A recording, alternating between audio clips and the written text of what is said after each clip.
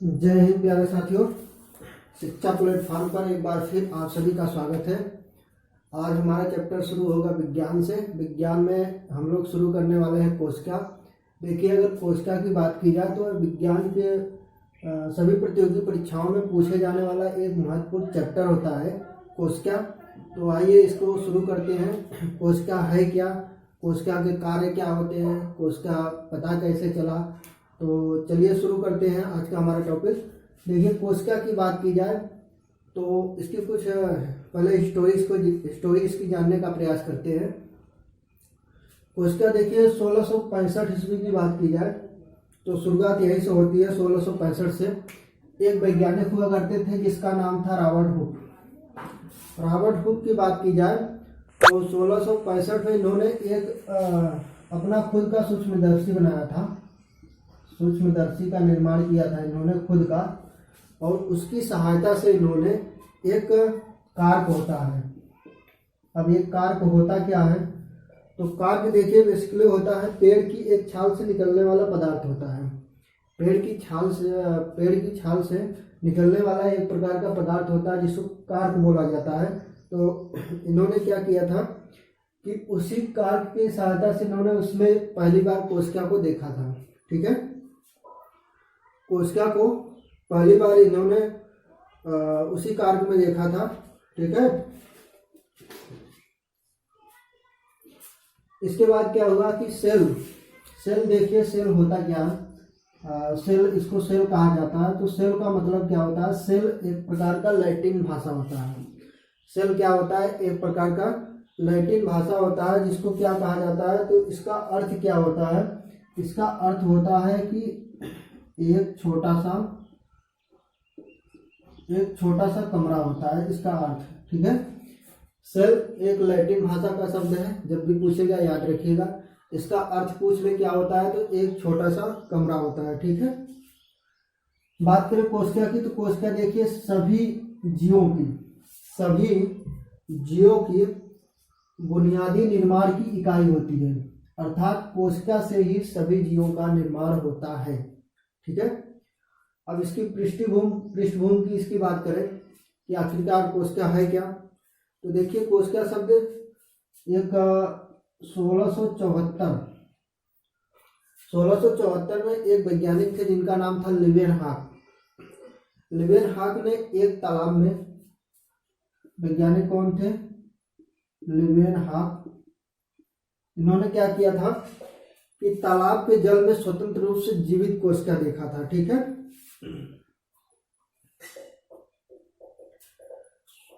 Leeuwenhoek जो थे एक वैज्ञानिक, जल में वो स्वतंत्र रूप से एक जीवित कोशिका की खोज की थी।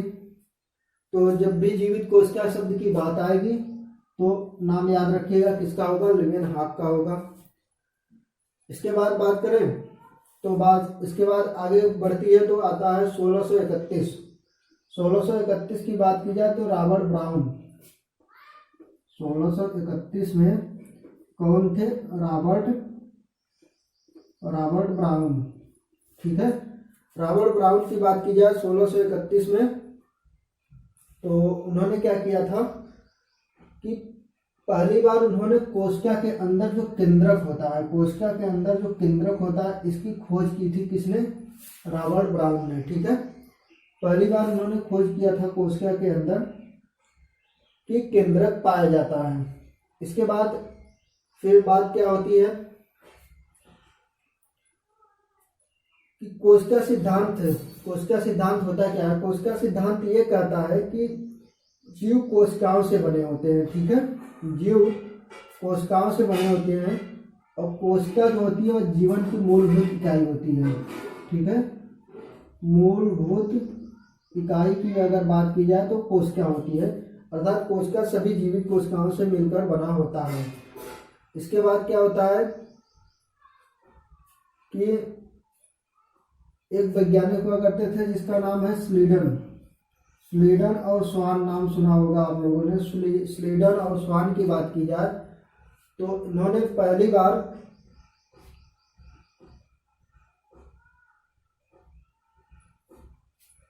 इस शब्द का प्रयोग किया था की मूलभूत इकाई जो होती है वह कोशिका होती है। ठीक है, इसके बाद बात आती है 1940 की। 1940 में क्या होता है कि सूक्ष्मदर्शी, जब इलेक्ट्रॉन सूक्ष्मदर्शी का निर्माण होता है। ठीक है, इलेक्ट्रॉन सूक्ष्मदर्शी का निर्माण होता है तो इसकी सहायता से कोशिका के जटिल कार्य, कोशिका में जो भी इसका स्ट्रक्चर है, जो भी इसके अंदर पाया जाता है, इसको देखने और समझने में आसानी हुई। ठीक है, इसके बाद बात करते हैं कोशिका। देखिए कोशिका में पाया क्या जाता है।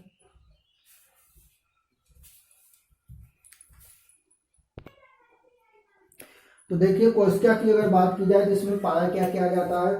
तो सबसे पहले देखिए इस प्रकार का जो स्ट्रक्चर होता है इसको प्लाज्मा झिल्ली बोला जाता है, कोशिका में पाया जाता है। इस प्रकार का जो स्ट्रक्चर होता है इसको तारक केंद्रक कहा जाता है। ठीक है, ये लाइसोसोम पाया जाता है। इस प्रकार से बना होता है, थैलियाँ होती है। इस प्रकार का जो स्ट्रक्चर होता है इसको गाल्गी काय कहा जाता है। ये भी कोशिका में माइटोकॉन्ड्रिया पाई जाती है, माइटोकॉन्ड्रिया भी पाया जाता है। और इसके बाद राजधानी, जिसको रिक्तिका कहा जाता है। कोशिका द्रव्य, इस प्रकार से जो भी होता है इसमें कोशिका द्रव्य होता है। इसके बाद प्रद्रव्य जालिका होता है, इसमें पाया जाता है। और ये क्या होता है, केंद्रक होता है कोशिका में। ठीक है, इस प्रकार से जो स्ट्रक्चर होता है क्या होता है, ये सूक्ष्म नलिकाएं होती है कोशिका की। इसके बाद ये जो होता है ये विशेष प्रकार से ये राइबोसोम होता है, ये भी कोशिका के अंदर, सेल के अंदर पाया जाता है। ठीक है, तो इन सभी का कार्य क्या होता है ये हमें अब देखना है। तो इसके लिए हमें इसे मिटाना पड़ेगा। तो इसके बाद फिर हम लोग इसके कार्यों को देखते हैं। पहले हम इसको हटा देते हैं। देखिए बात करें कोशिका की, तो कोशिका दो होती है। एक होता है जिसको कहा जाता है एक कोशिकी, एक होता है इसको कहा जाता है बहुकोशिकी। अगर एक कोशिकी की बात करें तो अमीबा हो गया, पैरामीशियम हो गया, फिर बैक्टीरिया, ये सभी जो आते हैं वह एक कोशिकी में आते हैं। अर्थात इसका क्या होता है कि एक ही कोशिका में इनका संपूर्ण शरीर का निर्माण होता है। ठीक है, संपूर्ण जीव का निर्माण एक ही कोशिका में होता है। अमीबा, पैरामीशियम और बैक्टीरिया, ये सभी इस प्रकार की जो भी कोशिका एक कोशिकी होती है उनका निर्माण एक ही कोशिका में पूरी शरीर का होता है। ठीक है, पूरे जीव का निर्माण हो जाता है। और बहुकोशिकी हो जाता है, जैसे कोई भी बड़ा जीव हो जिसे बहुकोशिकी कहा जाता है। जैसे हमारा शरीर हो गया, ये सभी क्या है कि बहुत सी कोशिकाओं से मिलकर बना होता है। ठीक है, तो कोशिकाएं क्या करती हैं कि अपने समान अदर कोशिकाओं को जन्म देने में क्या करती है, सक्षम होती हैं। ठीक है, इस प्रकार की अनेक कोशिकाओं से मिलकर हमारा शरीर बनता है। अर्थात कहने का मतलब क्या होता है कि जो बहुकोशिकीय होती है, बहुकोशिकाएं होती है, उसमें एक कोशिकाओं का संपूर्ण समावेश होता है। ठीक है, कहने का मतलब होता है कि प्रत्येक बहुकोशिकीय जीव की उत्पत्ति एक कोशिका से होती है। प्रत्येक बहुकोशिकीय जीव की उत्पत्ति क्या होती है, तो एक कोशिका से होती है। ठीक है, एक ही कोशिका ऐसे मिल के क्या करती है, अनेकों कोशिकाओं का निर्माण करती है और उससे शरीर का निर्माण होता है। कोशिकाओं का ऐसा होने का रीजन क्या है कि कोशिकाएं अपनी तरह की कोशिकाओं को उत्पादन करने के लिए विभाजित होती हैं। इस प्रकार सभी कोशिकाएं पहले मौजूद कोशिकाओं से आती हैं। अर्थात एक प्रकार एक कोशिका हो गया, किसी से दूसरा हो जाएगा, फिर तीसरा हो जाएगा, फिर चौथा हो जाएगा। इस प्रकार से कोशिका, एक कोशिका जो होती है उसी से निर्माण होता है अनेक कोशिकाओं का। ठीक है, इसके बाद आता है हमारा इसका आकार और आकृति। और आकृति की बात की जाए इसके, तो देखिए आकार और आकृति में क्या होता है, प्रत्येक कोशिका, जो भी कोशिकाएं होती हैं उनका आकार और आकृति क्या होता है, उनके विशिष्ट कार्यों पर निर्भर होता है। ठीक है, किसी भी चीज का, किसी भी जीव का, किसी भी वस्तु का अगर आकार दिया गया है तो उसकी विशिष्ट कार्यों या विशिष्ट कार्यों की निकटता के लिए ही, यानी कि ये किसी विशेष कार्य के लिए ही इनका इस प्रकार से स्ट्रक्चर बना हुआ है। ठीक है, कुछ कोशिकाओं में विशिष्ट सुसंगत आकृति होती है जो उनकी विशिष्ट भूमिकाओं के अनुकूल होते हैं। ठीक है, इनकी विशिष्ट क्या होती है, संगत होती है, इसलिए क्या करते हैं, इनकी सुसंगत आकृति होती है, अर्थात एक अच्छी आकृति होती है जो उनकी विशिष्ट भूमिकाओं के लिए अनुकूल होता है। क्या होता है, इनका बनाने का जो कार्य होता है वह अनुकूल होता है। जैसे समझ लीजिए कि अगर तंत्रिका कोशिका की बात की जाए तो यह अपने विशिष्ट, अगर तंत्रिका कोशिका जो होता है, तंत्रिका कोशिका की बात की जाए तो यह अपने विशेष कार्यों के कारण विशिष्ट आकृति की प्रदर्शन करता है। विशेष कार्य, इसका एक विशेष कार्य होता है, इसलिए इसका जो बनावट है वह विशेष प्रकार से बना हुआ है। ठीक है, इसका आकार हो गया। बात करते हैं इसकी संरचना की। तो देखिए, एक कोशिका के विभिन्न घटक होते हैं। इसकी संरचना की बात की जाए तो एक कोशिका के विभिन्न घटक होते हैं। ठीक है, संरचना, एक कोशिका के विभिन्न घटक होते हैं जो कोशिका के भीतर विशिष्ट कार्य करते हैं, जैसे कोशिका से अपशिष्ट को हटाना। ठीक है, जैसे कोशिका में अगर कोई भी अपशिष्ट पदार्थ आ गया है तो इसको बाहर निकालने का कार्य भी इनकी संरचना पर निर्भर होता है। ठीक है, कोशिका में नई सामग्री बनाना कोशिका के अंग के रूप में जाना जाता है। जैसे इस प्रकार के जो भी अंग हैं इनका एक विशेष कार्य होता है। किसी का कार्य होता है शरीर से अपशिष्ट जो पदार्थ है, अपशिष्ट पदार्थ उसको बाहर निकालने का। किसी का कार्य क्या होता है कि जो बाहर से अच्छे उनके लिए जरूरी सामान होते हैं या जरूरी चीज होती है उसको अंदर लेना। इन सभी के कोशिका के कार्यों को कोशिकांग कहा जाता है। ठीक है, इसके बाद क्या होता है कि प्रत्येक प्रकार का कोशिकांग एक विशिष्ट कार्य करता है। अभी हमने बताया कि प्रत्येक प्रकार का कोशिकांग क्या करता है, एक इन सभी का, एक कोशिकांग का मतलब क्या होता है, कोशिका का अंग होता है। तो कोशिका का अंग ये भी है, ये भी है, ये भी, ये, इन सभी इनका क्या होता है, एक विशेष कार्य होता है। ठीक है, ये कोशिका के समुचित कार्य के लिए महत्वपूर्ण और कोशिका से मिलकर कोशिका नामक मूल इकाई का निर्माण करती हैं। इन सभी का मिलना एक कोशिका का निर्माण होता है। ठीक है, कोशिका के 3 भाग होते हैं। एक तो होता है प्लाज्मा झिल्ली। ठीक है, प्लाज्मा झिल्ली, और एक होता है केंद्रक। एक क्या होता है, केंद्रक। इसके बाद एक क्या होता है, कोशिका द्रव्य। ठीक है, कोशिका द्रव्य।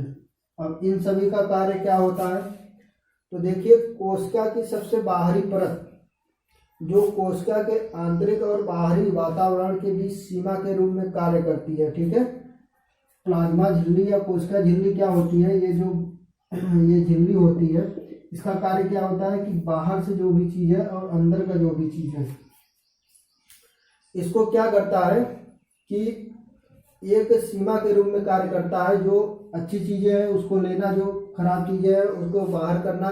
तो ये क्या है, एक बॉर्डर के रूप में कार्य करता है कि हमें इसकी सुरक्षा करनी है, इसमें से क्या हमें फायदा है, लेने से क्या घाटा है। तो इस प्रकार का जो कार्य होता है ये क्या करता है, प्लाज्मा झिल्ली या कोशिका झिल्ली का कार्य होता है।